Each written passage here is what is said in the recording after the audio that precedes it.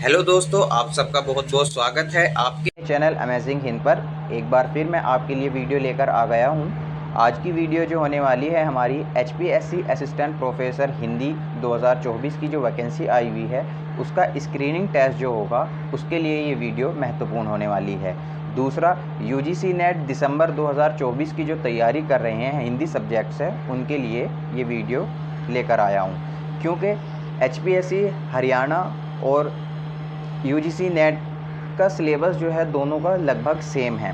तो दोनों के सिलेबस में यूनिट 10 में जितनी भी रचनाएं लगी हुई हैं उनके ऊपर मैं एक एक करके हर विधा के ऊपर, हर रचना के ऊपर MCQ लेकर आने वाला हूं। तो आज मैं लेकर आया हूं माटी की मूर्ति से कुछ महत्वपूर्ण क्वेश्चन जो एग्ज़ाम की दृष्टि से आपके लिए महत्वपूर्ण होने वाले हैं। तो चलिए वीडियो को शुरू करते हैं। सबसे पहले देख लेते हैं हम कि यूनिट 10 का जो सिलेबस है उसमें कौन कौन सी रचनाएं लगी हुई हैं, उनका प्रकाशन वर्ष क्या है और उनके रचनाकार कौन हैं। तो सबसे पहले अगर आप देखेंगे तो आपको क्रम से ही याद होने चाहिए, और ये मैंने क्रम से ही लगाए हुए हैं कि किस तरह से आपके एग्ज़ाम में इनका क्रम भी पूछ लिया जाता है, इनका प्रकाशन वर्ष भी पूछ लिया जाता है, प्रकाशन वर्ष का क्रम भी पूछ लिया जाता है। तो उसी दृष्टि से आप भी इस वीडियो को देख सकते हैं। तो चलिए वीडियो को शुरू करते हैं। सबसे पहली रचना जो लगी हुई है हमारी, मेरी तिब्बत यात्रा, जो 1934 में राहुल सांस्कृत्यायन ने लिखी थी। उसके बाद में दूसरी है ठकुरी बाबा, जिसका प्रकाशन वर्ष है 1943। तीसरी रचना है प्रेमचंद घर में, इसका प्रकाशन वर्ष है 1944। ये आपके UGC नेट में जून का जो एग्ज़ाम हुआ है उसमें भी ये सवाल पूछा गया था, डायरेक्ट पूछा गया था कि प्रेमचंद घर में का जो प्रकाशन वर्ष है वो क्या है। तो इसका उत्तर 1944 ही है और ये शिवरानी देवी ने लिखी है। चौथी रचना जो है वो है माटी की मूर्ति, इसका प्रकाशन वर्ष है 1946। अगली रचना है अरे यायावर रहेगा याद, जिसका प्रकाशन वर्ष है 1953। ये अज्ञे द्वारा लिखी गई है और ये भी यात्रा वृत्तांत की है। कभी कभी इनकी विधा भी पूछ लेता है। अभी जो जून में एग्ज़ाम हुआ है कम से कम 3 या 4 क्वेश्चन ऐसे थे जिसमें रचनाओं की विधा ही पूछी है और सिर्फ जो आपके सिलेबस में लगे हुए हैं उनकी ही। अगली रचना है संस्कृति के 4 अध्याय, इसका प्रकाशन वर्ष है 1956।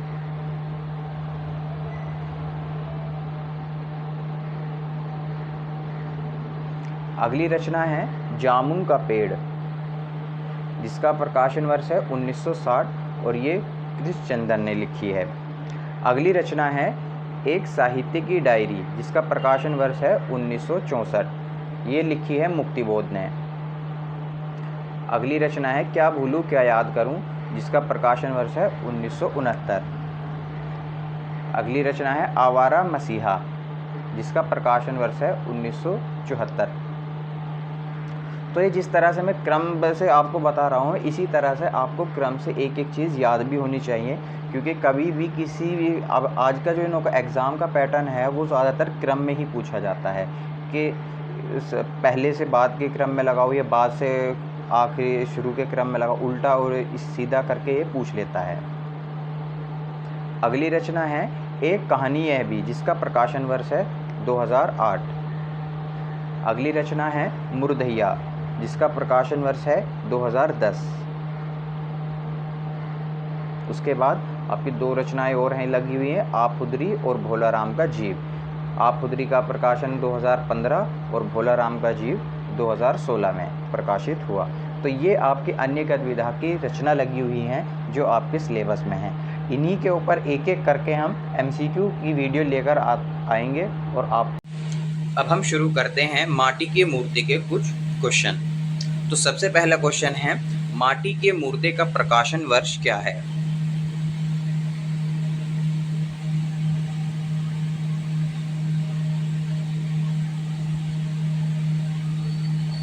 तो इसका सही उत्तर है 1946। अगला क्वेश्चन है हमारा माटी के मूर्ति लेखक ने किसको समर्पित की है।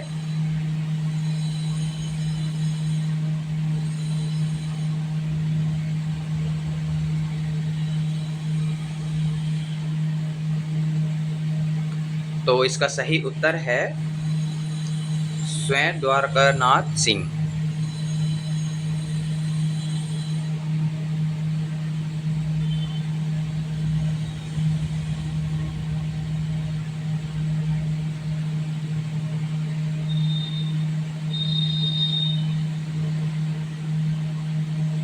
अगला क्वेश्चन है हमारा, माटी की मूर्ति में आए पात्रों का मिलान करें।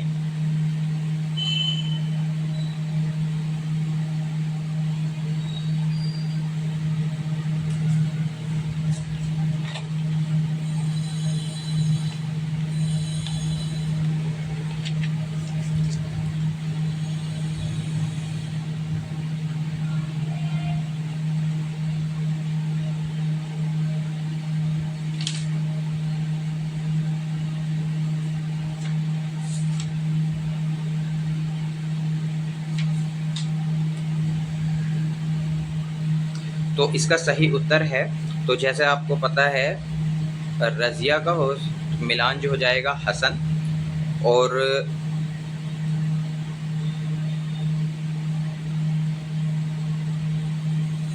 बुधिया का हो जाएगा जगदीश, रूपा की आजी का हो जाएगा डायन, और मंगर का हो जाएगा भोगोलिया। इसका ये गलत लिखा हुआ है, ये भोगोलिया है।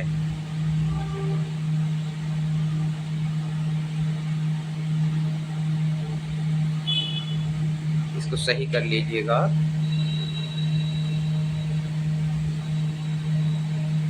तो ये आपका सही उत्तर है। अगला क्वेश्चन है, माटी के मूर्ति शब्द चित्र के प्रथम संस्करण में कितने शब्द चित्र छपे थे?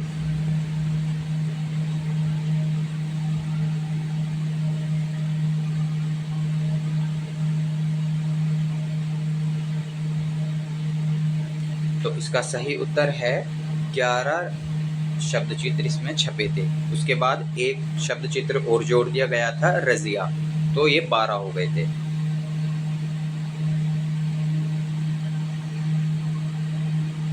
अगला क्वेश्चन है, माटी की मूर्ति का दूसरा नवीन संस्करण में कौन सा शब्द चित्र जोड़ा गया था?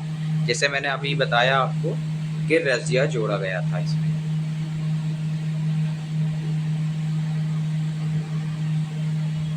माटी की मूर्ति में संकलित शब्द चित्रों का सही अनुक्रम है। तो आपको इसमें जो क्रम पूछा, क्रम से लगे हुए हैं, इसमें 12 रेखा चित्र हैं, उनका क्रम लगा हुआ है। तो उसी के आधार पे आपको इसका सही क्रम बताना है कि इसमें कौन सा सही है।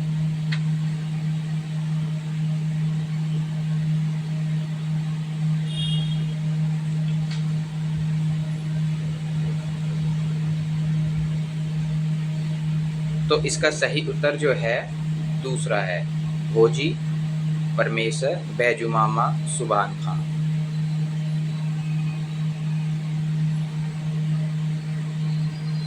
अगला क्वेश्चन है, कानों में चांदी की बालियां, गले में चांदी का हैकल, हाथों में चांदी के कंगन और पैरों में चांदी की गोड़ाई, वह छोटी सी लड़की वो उस दिन मेरे सामने आकर खड़ी हो गई थी। माटी की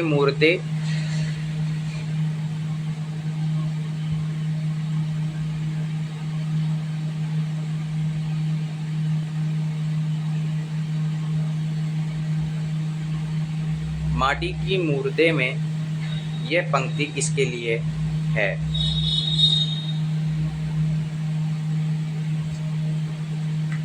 तो इसका सही उत्तर है रज़िया।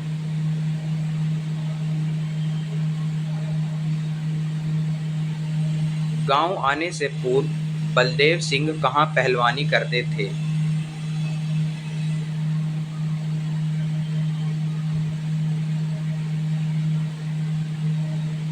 तो इसका सही उत्तर है बंगाल में किसी राजा के यहाँ।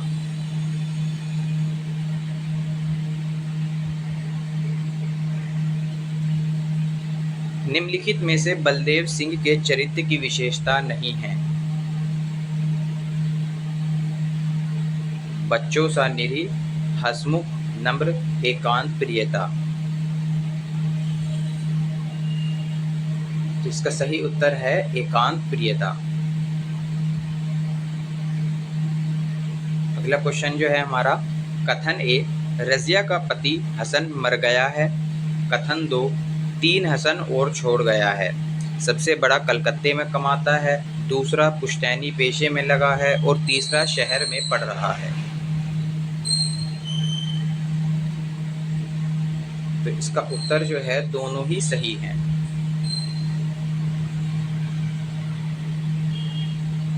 बैजू मामा कितने साल से जेल में हैं?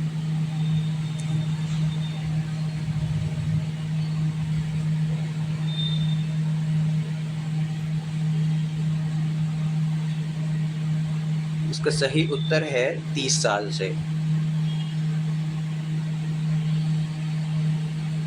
माटी की मूर्तें लेखक ने किस जगह लिखी? हजारीबाग सेंट्रल जेल, असम, बिहार के राजकोट या दिल्ली? इसका सही उत्तर है हजारीबाग सेंट्रल जेल।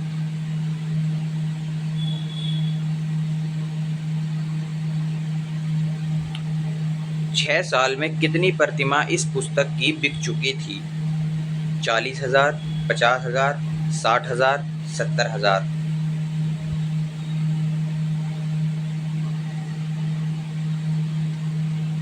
तो इसका सही उत्तर है 60,000 प्रतिमाएं इसकी बिक चुकी थी 6 साल में। ये इसकी भूमिका में ही लिखा हुआ है।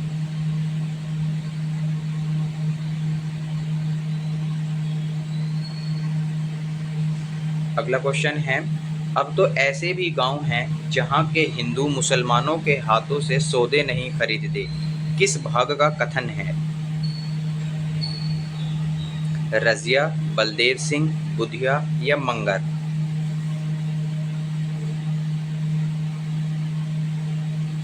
तो इसका सही उत्तर है रज़िया। ये रज़िया का ही कथन है इसमें।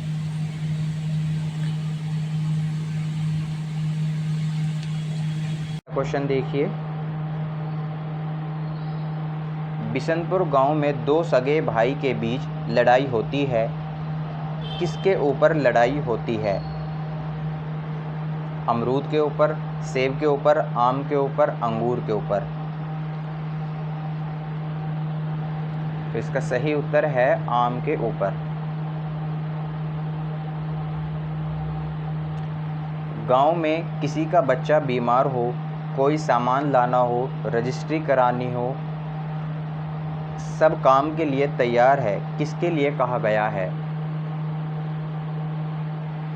मंगर के लिए, सुबान खां के लिए, परमेश्वर के लिए, सरजू भैया के लिए?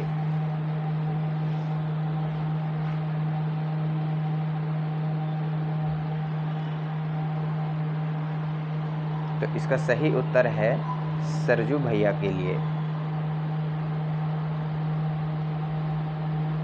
मंगर की पत्नी भाकोलिया के कितनी संतान हुई?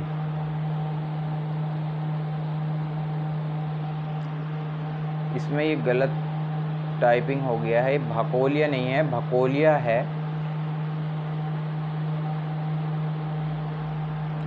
भकोलिया के कितनी संतान हुई? तो इसके 2 संतान हुई थी।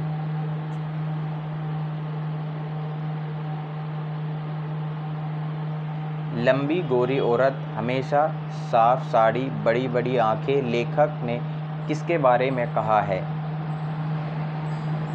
भोजी, रूपा की आजी, बुधिया, रज़िया?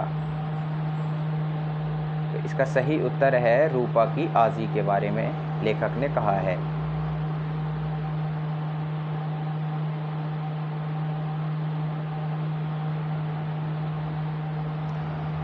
बाल गोविंद की जात कौन सी है?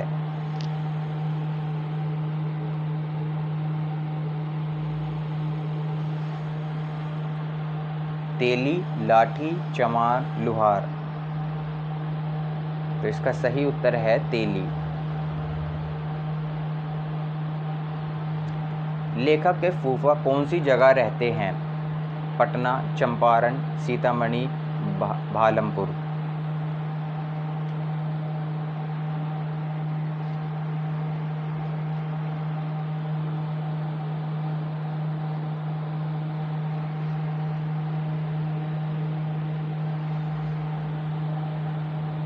तो इसका सही उत्तर है पटना।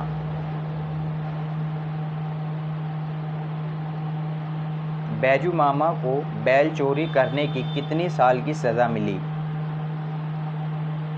1 साल, 2 साल, 3 साल, 4 साल। तो इसका सही उत्तर है 1 साल की।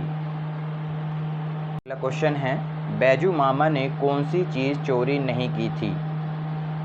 होटल से लोटा चोरी, मस्जिद से चप्पल, मंदिर से 2 कंबल, वकील का शॉल। तो इसका सही उत्तर है मस्जिद से चप्पल। तो आज के लिए हमारे इतने ही क्वेश्चन थे। उम्मीद करते हैं ये आपको वीडियो पसंद आई होगी। अगर पसंद आई है तो वीडियो को लाइक कर दीजिए और वीडियो को ज़्यादा से ज़्यादा शेयर करें ताकि ज़्यादा तक लोगों तक ये वीडियो पहुंच जाए। धन्यवाद।